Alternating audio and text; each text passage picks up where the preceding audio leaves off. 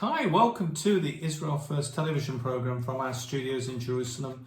Great to have you with us. Thank you so much for joining us today. I'm Martin Blackham. I'm with my wife, Nathalie Blackham, and we're coming to you with a special Israel-Gaza War update to let you know what's happening in the region, to let you know what's happening here in Jerusalem, and to give you some analysis, not just the facts about the war, but some analysis, some kind of thinking behind all the things. Now, we've been talking about the New World Order and the Deep State, so we're going to be looking at that a bit as well in connection with everything that's happening now. On Saturday, the 7th of October 2023, the Hamas terrorist group in Gaza, which has been governing the Gaza Strip, launched a large-scale military attack on Israel. At around 6:30 a.m. Saturday morning, they fired a barrage of over 5,000 rockets and missiles at Israel. We can confirm that. We heard the noise all morning. At least 5 people were killed in the rocket attacks, missile attacks. Explosions were reported in areas surrounding the Gaza Strip and in cities including Gedera, Herzliya, Tel Aviv and Ashkelon. So it wasn't just in the Gaza Strip area where they normally fire rockets, it was up throughout Israel. Air raid sirens were also activated in Beersheba, Jerusalem, Rehovot, Rishon LeZion, and simultaneously at the same time that there was a missile attack, rocket attack on the state of Israel on the Saturday morning. By the way, this was just at the end of Sukkot. We just had the Simchat Torah celebrations, and we have these booms, the attack all morning. Simultaneously, around 1,000 Hamas terrorists at least infiltrated Israel from the Gaza Strip through Israel's smart barrier, the smart fence, which has cameras and detectors, etc., and even self-firing weapons, by the way.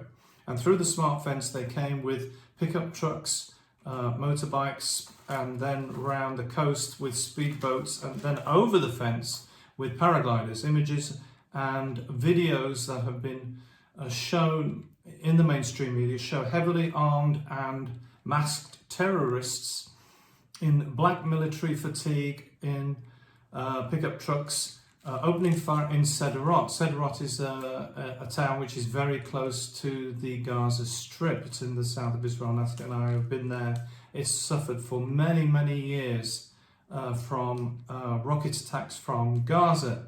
Other videos show Israelis taken prisoner and Israeli tanks on fire, as well as terrorists driving military and security vehicles. On the same morning, a massacre took place. This is the one that many of you will be aware of, that's been featured in the mainstream media, at an outdoor music festival, a rave, which was happening near Reem, which was very close to the Gaza fence, resulting in hundreds of dead and many missing. Witnesses recounted terrorists on motorcycles opening fire on fleeing participants who were already dispersing due to a rocket attack. So at the same time the terrorists arrived on motorbikes and in vehicles, they were suffering from a missile attack at the site. There were people who were wounded by the rocket attack. Many were taken in hostage, and Hamas terrorists were also spotted in near Oz, Buri, Netve HaAsara, where they took hostages and set fire to homes, as well as in kibbutzim around the Gaza Strip. Really unheard of, this mass infiltration from Gaza. In fact, that's why billions were spent on the smart fence, and we'll come on to that in 1 minute. And also, there was a delay of at least 5 to 6 hours, maybe some people say 8 hours, before help came. Hostages were also reported to have been taken in Ofakim, while homes in Sderot were set on fire. The terrorists knew that many people would go into the safe room.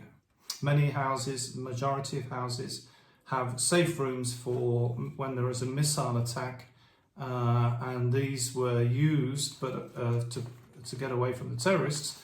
but to force people out of their safe rooms, they set fire to the houses. Hamas militants carried out also an amphibious landing in Zakim. A military base outside Nahal Oz was taken over by the terrorists, leaving at least 2 Israeli soldiers dead and 6 others captured. Fighting was reported at Re'im military base, headquarters of the Gaza division. It was later reported that Hamas had taken control of the base and had taken several Israeli soldiers captive before the IDF regained control later. Sderot police station was overrun, unbelievable, by terrorists who murdered 30 Israelis, including policemen and civilians. Following the arrival of the IDF reinforcements, soldiers surrounded the police station and regained control over it, killing at least 10 Hamas terrorists. And even as we've come into the studio today, there are reports, Nathalie, that these terrorists, or some of them, are still in Israel. They're still in the Gaza Strip area, surrounding area, not in the Gaza Strip. In Israel. Israel. They're in the areas that surround the Gaza Strip. So there are reports of terrorists being in these areas. Now, many of you will know these facts from the mainstream media, but I thought it would be important for you to have a resume in case people ask you what happened or what's happening. And not only that, we now had also reports of mothers, children, babies murdered. However, and we don't want to say how, however how bad it can be, this is how it's been done. Terrible, terrible. And this is what, it's horrific, and is war crimes touching civilians in the heart of their homes, and it's civilians, it's babies, it's children who've been also kidnapped, grandmothers murdered, and you don't want to know the way how. It's just horrific. Now, you might question, well, how is the New World Order deep state involved in all of this? Well, I'm glad you asked, because the first question that we have is, why it took 5 or 6 hours for any response? Now, how did Israeli intelligence fail to stop a major attack, possibly the most horrific, biggest attack there's ever been since maybe 1948? How did they fail to stop an attack of this size with the intelligence they have? Many Israelis are questioning, quite rightly, how, with its vast resources, the Israeli intelligence system did not see this attack coming, never mind stop it on the day. So there's 2 questions. 1, why didn't they see it coming? 2, why didn't they stop it on the day? With the combined forces of the Shin Bet, that's Israel's domestic intelligence agency, Mossad, its external spy agency, and the full capabilities of the Israeli Defense Force, which has its own surveillance, its own huge intelligence gathering operation, it is genuinely astonishing that there was no prior knowledge of this impending assault. Israel is widely acknowledged to possess one of the most extensive intelligence systems in the world. Israel is famous for that. The Mossad is legendary for its ability to penetrate other countries, to penetrate and find intelligence. Israel maintains a network of informants and agents throughout the Middle East, throughout the Palestinian groups, throughout Arab countries, in Lebanon, Syria, etc., and particularly around Gaza, or particularly in Gaza, and particularly in the Arab cities in Israel, where they have extensive surveillance. And indeed, I reported, I think on the last program, or may have mentioned, that Pegasus was being used, which in an Arab town in Israel, which monitors phones without you even knowing. Your phone is monitored by the intelligence agencies, and you have no knowledge of that. Now, on the ground, let's just talk about on the ground in the Gaza Strip border, on the barrier.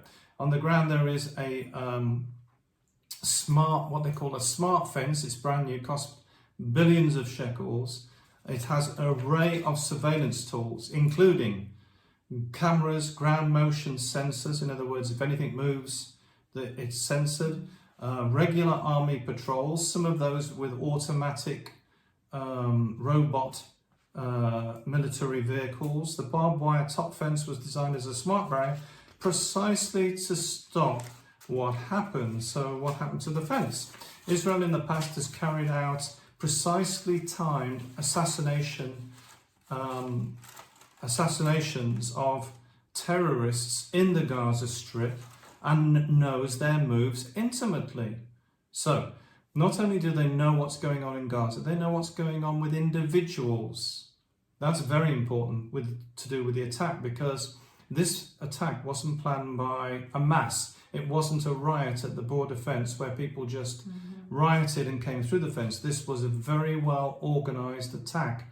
The Hamas terrorists had maps on them. They knew exactly where they were going. This had been planned. In other words, there were people in charge. Now, the assassinations of Hamas terrorists in Gaza have been done by Israel using GPS devices, trackers on cars, robots. They've used the drones. So all of this, and by the way, the drones over Gaza are so common that they are known in Arabic as buzz. And if you say in Arabic buzz to someone, they'll know it's a drone above you. That's how many drones there are over Gaza.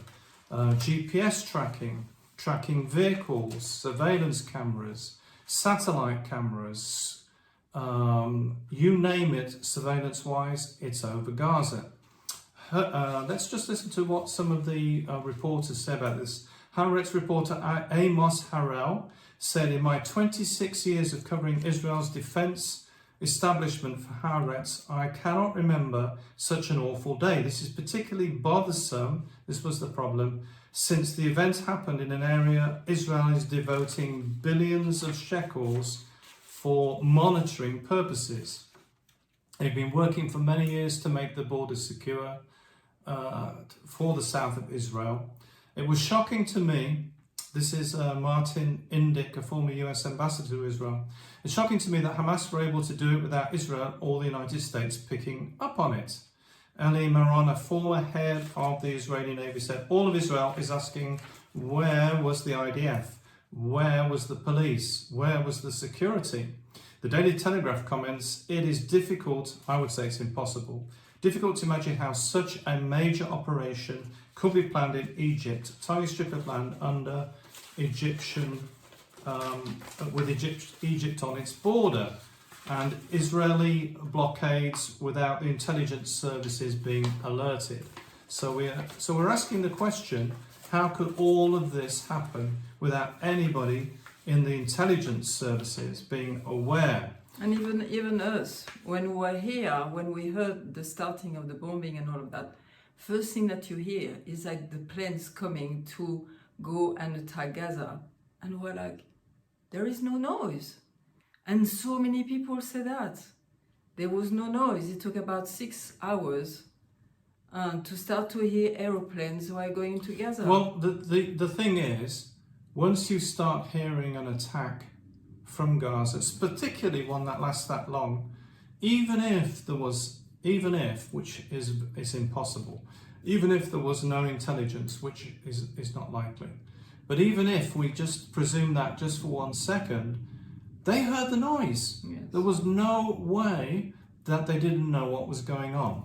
So why did it take 6 to 7 hours? Let's hear from Israel freedom fighter Efrat Fenigerson. "I've served in the IDF 25 years ago in the intelligence forces. There's no way, in my view, that Israel did not know what was coming. Something is very wrong here. The deep state, the New World Order is involved. Why? Guess why? Because we're in Israel. This is the place of the final judgment. This is the place where the final battle will take place. And so obviously this is the place where the globalists are concentrating on and want things to happen." Israeli lawyer Gal Ger said, "Many Israelis served in the IDF and special forces. We all have serious questions about what was going on Saturday, October the 7th. 2023, that there was nobody in the intelligence services saying anything about what was happening. So we are questioning how on earth this could have been missed, not even how they attacked or what they did, but how on earth was it missed? And in our opinion, it's impossible. It can't have been missed. So something is very wrong. But we know. And somebody was saying to me, well, like speaking, and she said, well, there is a Judas in the house. And I'm like, well, this is a nice, it's not a nice way, but it's like it's a specific way of saying it, saying, yes, you're right, there is a Judas in the house. No, is obvious for everybody. Now, another interesting thing about everything that's happened is that the comparisons that are being made. Many people are comparing it to 9/11 or Pearl Harbor, both events of which are very dubious.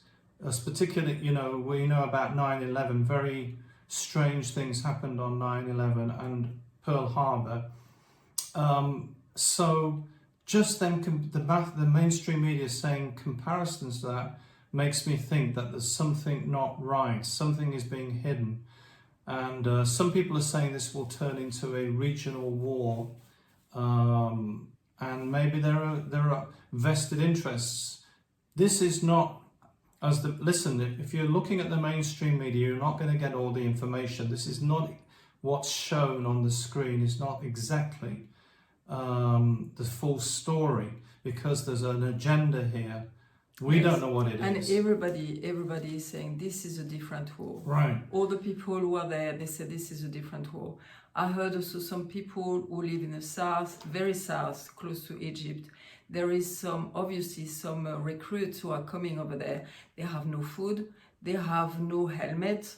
It's just unbelievable what's happening. And it's one person. And then this morning again, I was listening, a nephew. It's like people. This is not information. This is people on the ground who are telling us the same. A nephew of a friend, and he's saying, we are there, we're waiting. We're waiting for what? They don't know. They have no direction are given to them right now. And there is half of the countries, there was 360 recruits. And the people want, obviously, to go to fight for the country. So is disrupting all the country, all the families. People who are working can't work anymore. This is young people who are giving their life, and there is already 200 more, I think it was 220 soldiers already that I saw today who died from this war, plus all the people, the innocent, who die, which is, I think we're like more than 1,000, and some people say much more than that. It depends depends of the information. There is no real information now. The only real information that we have is from the people who are giving us direct reports. And so many are saying, we have no food. My friend in the south, he's French, and he knows what's happening over there. He saw the recruits arriving. They had no food. So he went to the shop and buy some food because they had nothing for the evening and all the day after. Just like unbelievable. So they asked them to go there because they want to defend the border. So this is the border close to Egypt. And they have nothing given to them. Now, I think it's important for us to tell you what we've actually seen, because eyewitness is the most important form of journalism. Now, we saw heard the bombing on the missile attack, and the siren went, or was it? I can't remember if it went on the day. Yes, the sirens were going. Twice were going in our area. This was another strange thing. We'd never heard it like that. Sirens going off everywhere, and the constant sound of missiles hitting the ground. That was the first thing. The next thing we hear is there's a call up. People that on our street are disappearing. We have many IDF reserves who live in our area, and so people were just disappearing. They were being called up. So that was another thing that happened. The next thing we notice is there's a lockdown, that movements, people are not permitted to move because of possible terrorist infiltration. So, in other words, Arab terrorists can get into the village, and so we need to be careful. We can't meet in groups of more than 10 people, or 10 people outdoors and 50 people indoors. This was already happening on Saturday, and it's now Thursday, and then we're still in lockdown. There's still lockdown. We have no Arab workers. What you may not know is a lot of the construction, a lot of the manual labour, a lot of repair work is done by Arab workers who come from the Arab towns the other side of the fence in Samaria and in Judea. So the borders have been locked down. I was telling you there's lockdown of borders. We've got a situation at Ben Gurion where airlines are stopping to come into Ben Gurion. They're stopping flights, understandably, because they don't want to be with security risks, etc.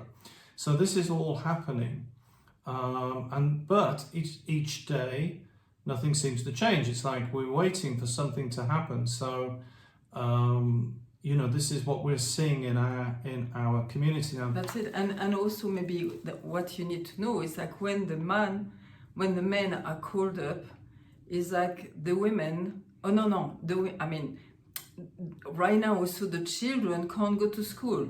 Right. So quite often there is the man and the woman going to work and the kids go to school. But now all the kids have to be on Zoom again.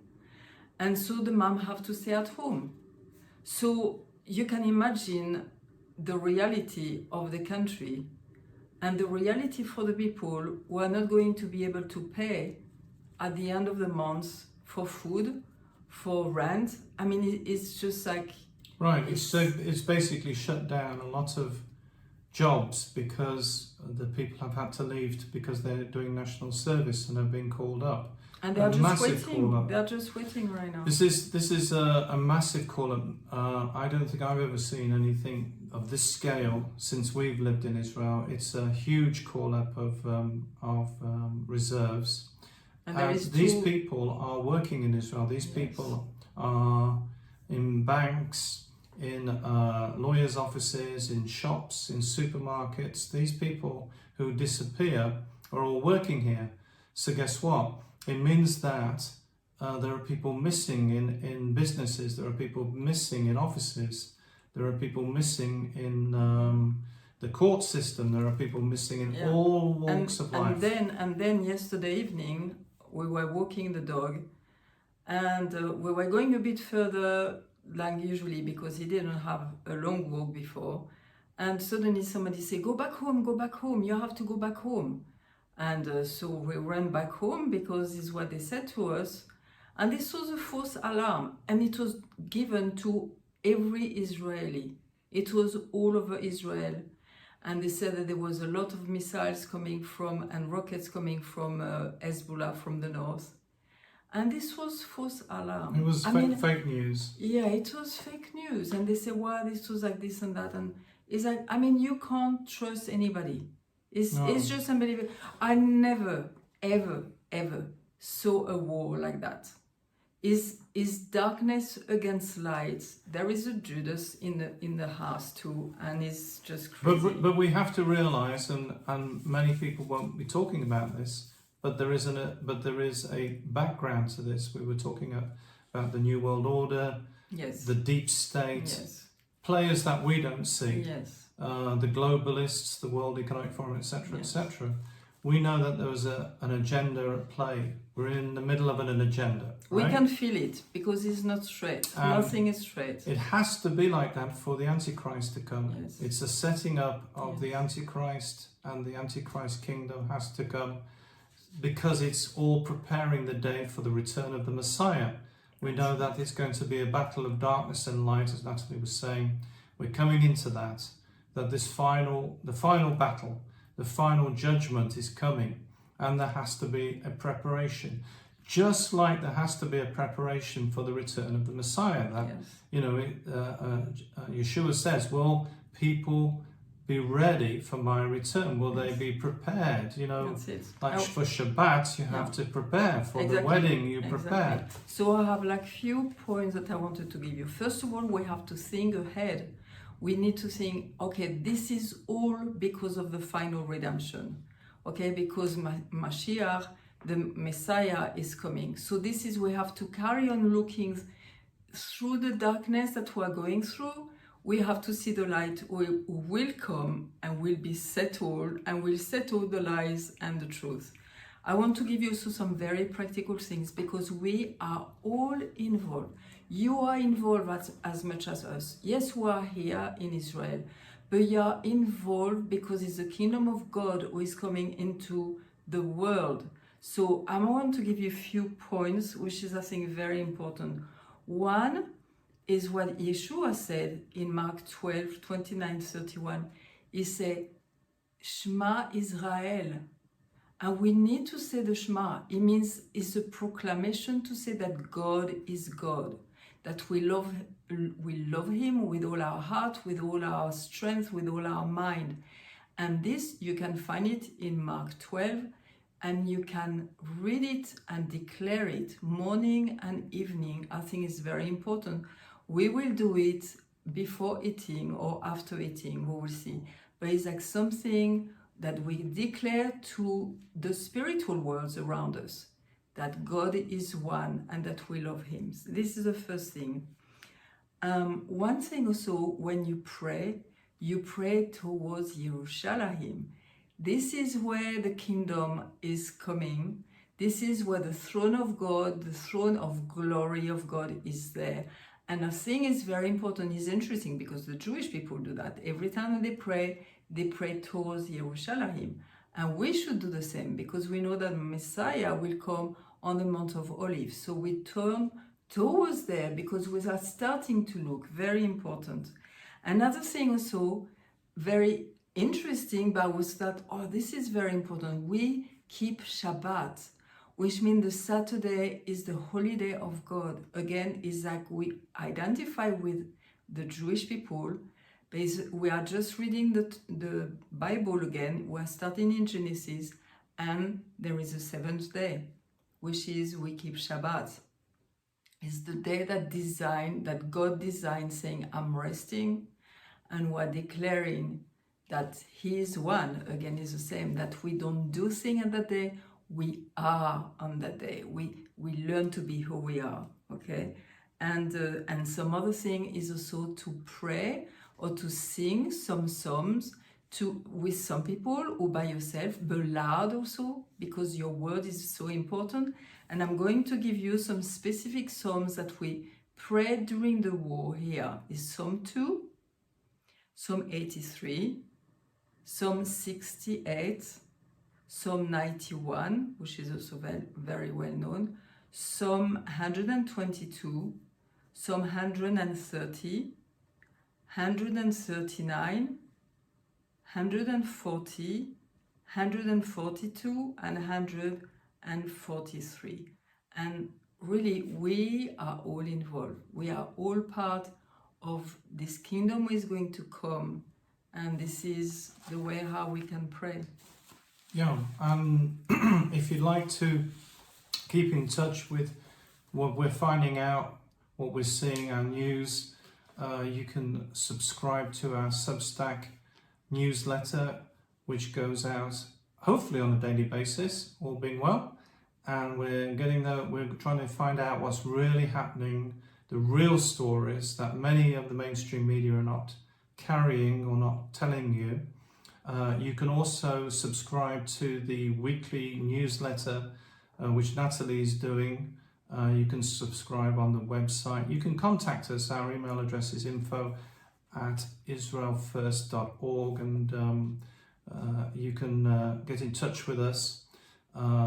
We are a bit inundated at the moment, as you can imagine, with the war, but we love to hear from you. It's very important. And even if we can't immediately return, we do look at all the emails, so please do email us at our email address. Thank you so much for your support, by the way. It's so important, and it's such a time as this, sowing into Israel, sowing into television into getting the truth about what's happening in Israel out is so important. And as I say, don't just accept what you're seeing in the mainstream media. We have to analyze it. We have to say what's really going on. What are the agendas involved, and what are the New World Order, the Freemasons, the World Economic Forum, the United Nations, etc., all the globalists, the Bilderberger Group, and all these kind of shadowy organizations. What's really the agenda? And we know it's the final battle. So we're waiting for the final redemption. And we need to look up, because our redemption is nigh. If all the things are happening in Israel, it's a sign, Israel first, that's the name of the program. If there is a massive thing happening in Israel, it's because there's something massive happening in the world, and something massive happening in the spiritual realm. So, and God is reigning. Get ready. Yes, and God is reigning. Carries on reigning. Thank you again so much for joining us today. You can go to our website. There's a lot of information there at www.israelfirst.org. Thank you so much for your support. There's a donate page, so you can go there. If you've got any problems with donating, contact us and we'll assist you. And remember, we're the program that looks at the land, the people, and the language.